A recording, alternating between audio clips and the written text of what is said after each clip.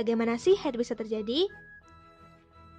Dari gambar ini, bagian berbentuk bulat disebut dengan ovarium sebagai tempat penghasil ovum atau sel telur. Bagian ini adalah oviduk atau tuba falopi, tempat bertemunya sperma dengan sel telur jika terjadi pembuahan.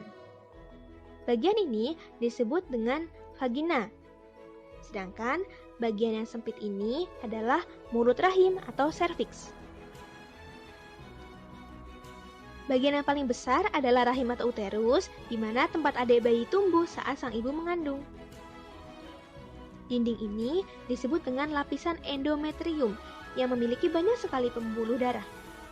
Dinding ini jugalah yang nantinya akan luruh dengan sel telur saat menstruasi.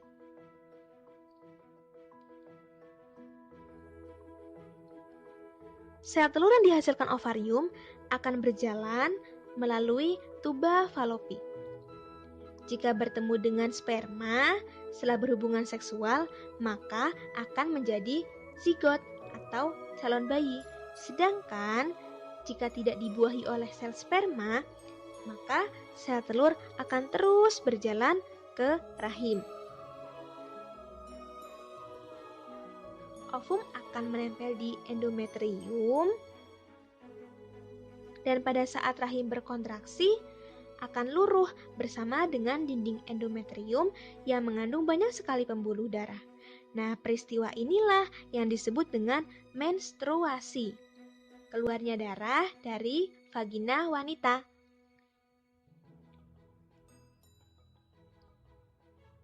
Darah yang dikeluarkan saat menstruasi berkisar antara 20 sampai 60 ml atau 20 sampai 60 cc dengan lama menstruasi sekitar 2 sampai 7 hari. Terdapat 4 fase pada menstruasi, yaitu mens, fase folikular, ovulasi, luteal atau pramenstruasi. Pada fase menstruasi, misalnya seorang remaja putri, sebut saja namanya Mawar, mulai menstruasi tanggal 1 sampai 7 Maret. Mulai tanggal 1, 2, tanggal 3, 4, 5, 6, dan selesai di tanggal 7. Maka saat itulah perubahan kadar estrogen menurun yang menyebabkan berbagai gejala PMS. Misal Mawar merasa sakit di bagian rahim karena kontraksi, lalu gejalanya mudah bete, atau bahkan mudah marah seperti rasa lapar. Tahap selanjutnya adalah folikular, di mana estrogen mulai meningkat, sehingga efeknya Mawar kembali ceria seperti semula.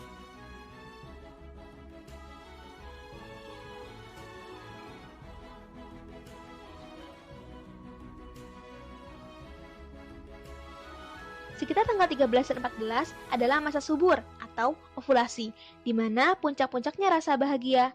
Namun selanjutnya estrogen akan turun drastis, sehingga berpeluang lagi untuk galau.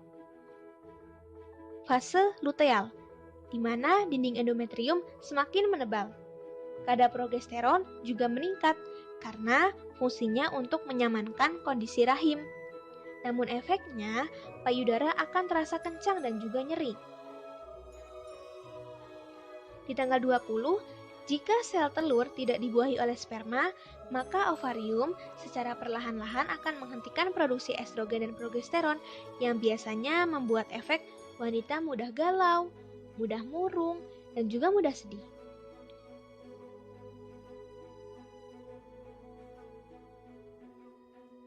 Selain itu, jerawat akan mulai muncul.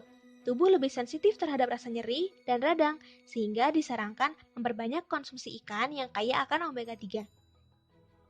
Selanjutnya, Mawar merasa gagal diet karena di tahap itulah nafsu makan meningkat. Kadar progesteron dan estrogen meningkat sehingga metabolisme tubuh juga meningkat. Mulailah kontraksi rahim sebagai tanda akan menstruasi kembali bagi Mawar, karena adanya produksi prostaglandin. Tanggal 29 Maret dan selanjutnya Mawar kembali menstruasi. Lalu Bagaimana sih menentukan apakah siklus haid normal?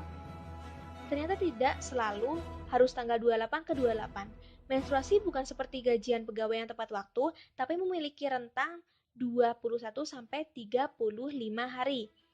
Dikatakan tidak normal jika dalam 3 periode berturut-turut haidnya menyimpang dari 21 sampai 35 hari. Misalkan saja, Mawar haid tanggal 1 Maret dan haid lagi tanggal 29 Maret. Berarti siklusnya 28 hari yang tergolong normal. Melanjut di bulan selanjutnya, misal tadi haid 1 Maret, tapi haid laginya tanggal 5 Mei. Berarti rentan waktunya 37 hari. Artinya tidak memasuki antara 21 sampai 35. Tidak normal. Tapi belum selesai. Misal menstruasi lagi tanggal 30 Mei. Berarti dari siklus sebelumnya 30 Mei terhitung 25 hari. Nah, 25 hari itu terhitunglah normal kembali. Kesimpulannya, siklus Mawar masih termasuk normal karena hanya 1 kali tidak sesuai. Tapi dikatakan tidak normal jika 3 periode berturut-turut menyimpang. Lalu ada loh agenda penting para remaja putri selain mengganti pembalut minimal 3 kali sehari. Salah satunya membuat kalender menstruasi agar mengetahui apakah siklusnya normal. Bagi penderita dismenor atau nyeri saat haid, bisa mengompres bagian rahim atau perut dengan air hangat yang dimasukkan ke dalam botol. Tentunya berolahraga jangan ketinggalan untuk menjaga keseimbangan hormon dan menjaga kelancaran aliran darah setidaknya 20 menit berjalan dalam 1 hari. Konsumsi makanan bergizi seimbang yang mengandung karbohidrat, sayur, vitamin, lauk pauk, terutama makanan yang kaya akan zat besi agar regenerasi sel darah merah lebih lancar serta terhindar dari anemia. Lalu istirahat cukup selama 6 jam per hari dan menenangkan diri agar tidak stres, karena stres akan menghambat proses siklus menstruasi. Tentunya menghindari konsumsi makanan atau minuman yang mengganggu metabolisme tubuh seperti rokok dan alkohol. Jika ada keluhan mengenai siklus menstruasi, segerakan periksa ke dokter atau orang tua agar mendapat solusi yang tepat. Senantiasa menjaga kebersihan diri dan organ reproduksi. Misal memakai celana dalam berbahan katun dan kaos, tidak perlu berpakaian ketat. Menjadi remaja cerdas, remaja sehat, peduli sesama.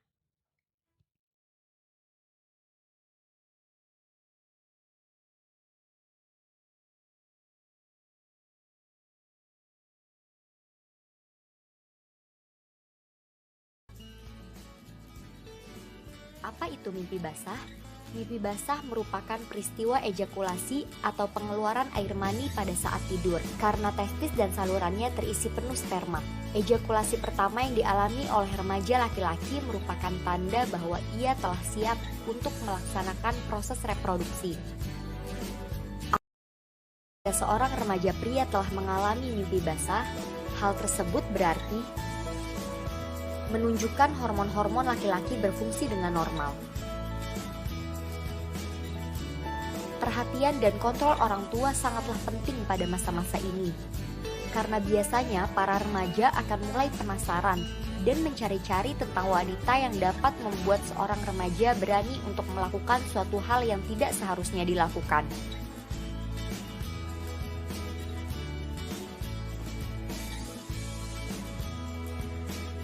Beritahukan kewajiban yang harus dilakukan setelah mengalami mimpi basah sesuai dengan ajaran agama masing-masing. Dalam Islam, orang yang mimpi basah diwajibkan untuk mandi besar atau mandi junub, yaitu 1.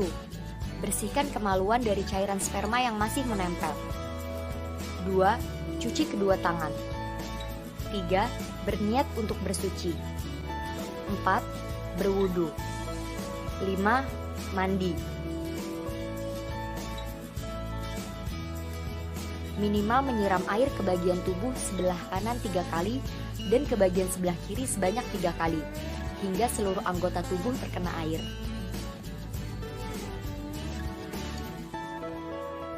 6. Cuci kaki sebanyak 3 kali.